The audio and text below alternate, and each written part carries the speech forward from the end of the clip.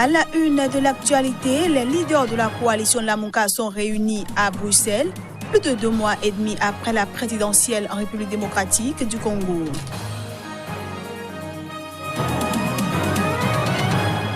En Côte d'Ivoire, un nouveau mouvement Atoum, proche du vice-président Daniel Kablan-Duncan, a été constitué ce mercredi pour éviter une seconde crise post-électorale.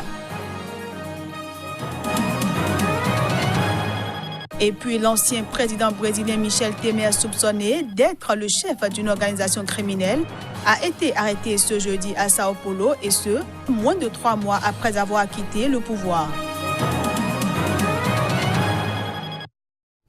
Merci de toujours préférer Sika TV pour vous informer. À toutes et à tous, bienvenue.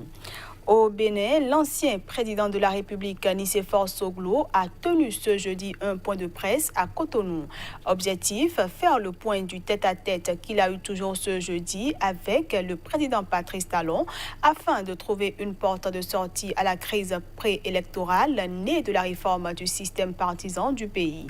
Selon l'ancien chef de l'État, le président Talon est disposé à faire baisser la tension, non seulement en revenant aux lois qui ont permis son élection en 2016, mais aussi en examinant favorablement la proposition d'une loi d'amnistie en faveur des Béninois actuellement en exil.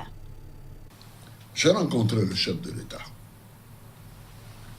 Et comme disait le président Zissou, le Bénin n'a pas fini d'étonner et de s'étonner. Au bout d'une longue discussion, le président Talon est disposé à faire baisser la tension dans le pays et à renouer avec les acquis de la conférence nationale. 2 points majeurs méritent d'être soulignés. Premièrement, il mettra tout en œuvre, malgré les difficultés prévisibles, pour revenir aux lois qui ont permis son élection en 2016, sans qu'il soit besoin de toucher la Constitution de 1990. Deuxièmement, il est aussi disposé à examiner favorablement et dans les meilleurs délais la proposition de Monseigneur Gaillé d'une loi d'amnistie en faveur de nos compatriotes actuellement en exil. C'est là peut-être le résultat des médiations de la CEDEAO, des Nations Unies, de nombreuses ambassades, de toutes les composantes de la nation et naturellement du dynamisme de l'opposition. Les leaders de la coalition Lamuka sont réunis à Bruxelles plus de 2 mois et demi après la présidentielle en République démocratique du Congo. Il sera question, d'après plusieurs sources, d'évaluer la situation d'après-élection du 30 décembre dernier.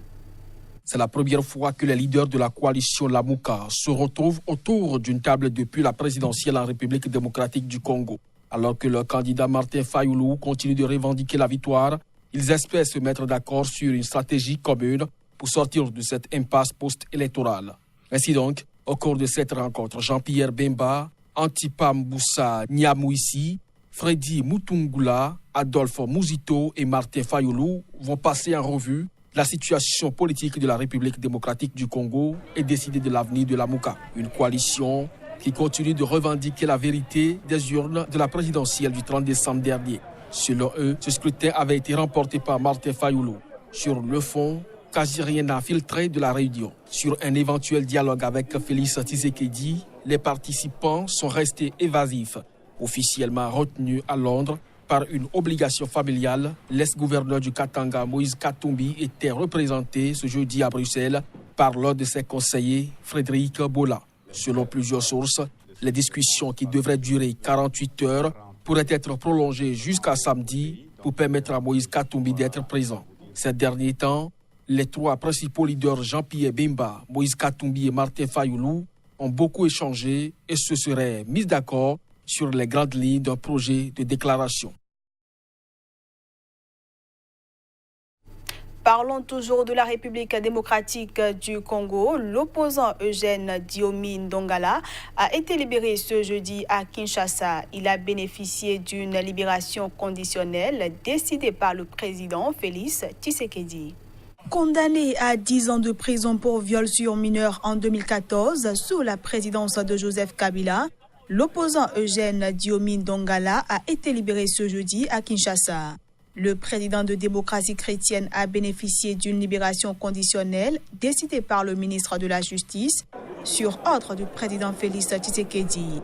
Alessi Tambwe Mwamba, nommé sous la présidence Kabila et toujours en place dans l'attente de la composition d'un nouveau gouvernement, a soumis la libération d'Eugène Diomi Ndongala à plusieurs conditions. Il ne doit pas s'approcher d'une école pour filles mineures, ne pas quitter la République démocratique du Congo, se présenter régulièrement à la justice et ne pas participer à des activités politiques qui troublent l'ordre public. À sa sortie de prison, l'ex-député a déclaré qu'il se considérait comme un prisonnier politique. Plus jamais les Congolais ne devront subir ce que j'ai subi à cause de mes opinions publiques. Plus jamais la justice de notre pays ne devrait être instrumentalisée, a-t-il affirmé à ses partisans.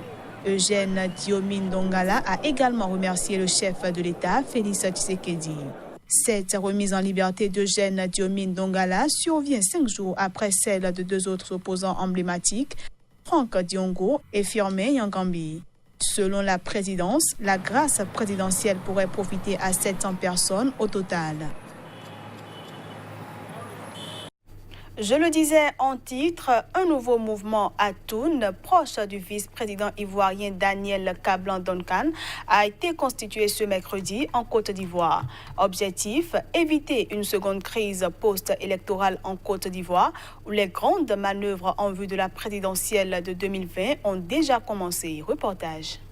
Daniel Kablan-Duncan est officiellement membre du Parti démocratique de Côte d'Ivoire, PDCI, de l'ex-président Henri Konan Bédié. Mais il est surtout très proche du président Alassane Ouattara, qu'il a nommé vice-président à la création de ce poste en 2017 et dont il avait été le premier ministre de 2012 à 2017. Anciens alliés, Ouattara et Bédié sont à couteau tiré depuis que ce dernier a claqué la porte de l'ancienne coalition présidentielle, refusant de fondre le PDCI dans le rassemblement des oufouettistes pour la démocratie et la paix, RHDP, qui s'est transformé en parti en janvier dernier.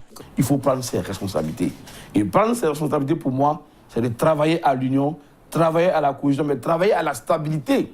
Parce que pour moi, le mouvement Renaissance incarné par le vice-président Duncan est, à mes yeux, n'est-ce pas, une solution pour stabiliser la Côte d'Ivoire. Je rêve, moi également, de voir les présidents Ouattara et Bédié réapprendre à sortir à la télévision devant les Ivoiriens pour que, ensemble, nos dossiers les plus importants ne soient pas sur la place publique et que nous puissions avoir des décisions concertées pour aller vers les élections présidentielles en 2020. Le mouvement Atoun, mot que 2 personnes prononcent lors d'une accolade dans la tradition Akan, va soutenir Duncan qui incarne la stabilité, le dialogue et la cohésion, une démarche destinée à éviter une seconde crise post-électorale en Côte d'Ivoire. Atoun va lancer très prochainement une caravane de la réconciliation qui va parcourir le pays afin de recueillir des signatures avec des messages pour la paix. PDCI RDA. Au Brésil, l'ancien président Michel Temer a été arrêté ce jeudi à Sao Paulo dans une ramification de l'enquête anticorruption Lava-Jato, qui veut dire lavage express, et ce, moins de 3 mois après avoir quitté le pouvoir.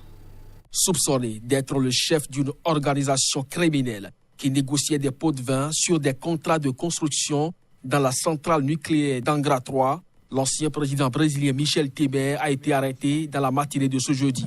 Son arrestation entre dans le cadre d'une opération anticorruption baptisée Radioactivité qui enquête sur des détournements de fonds et des versements illicites pour une organisation criminelle dirigée par lui-même.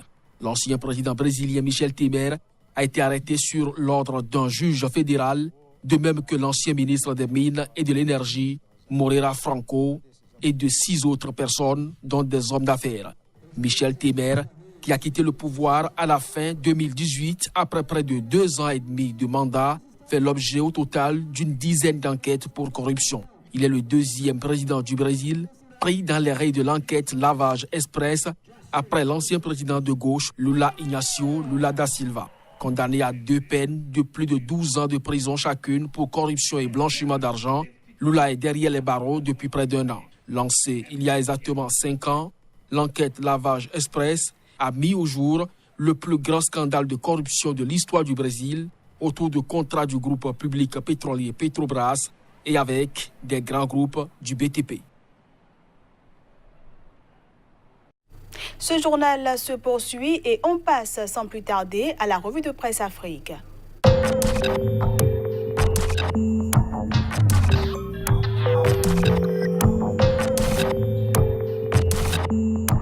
Revue de presse Afrique sur SICA TV, bienvenue à chacun et à tous. Le numéro du jour nous emmènera au Burkina Faso, au Mali, au Togo, au Cameroun et au Sénégal, qui sera notre première destination. Différents autour de 5 millions, Wad cesse les poursuites contre Cheikh Amar, écrit en manchette le quotidien LAS.